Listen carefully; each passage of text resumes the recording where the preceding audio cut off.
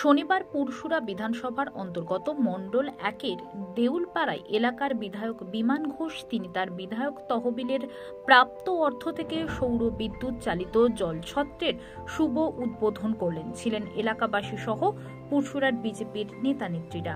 জলছত্র প্রসঙ্গে কি জানাচ্ছেন বিজেপি বিধায়ক বিমান ঘোষ, তার মুখ থেকেই বিস্তারিত শুনুন।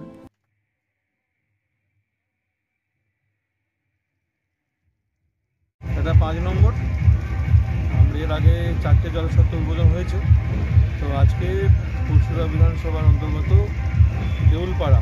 দেউলপাড়া রথতলা, সেখানে এখানকার সাধারণ মানুষের জলকষ্ট ছিল, পানীয় জলের অভাব, সেই অভাব মেটানোর জন্য সাধারণ মানুষের কথা বিবেচনা করে এবং ওই ভদ্রলোক যিনি আছেন উনি জায়গা দিয়েছেন এটা করবার জন্য, ওনাকেও ধন্যবাদ জানাই।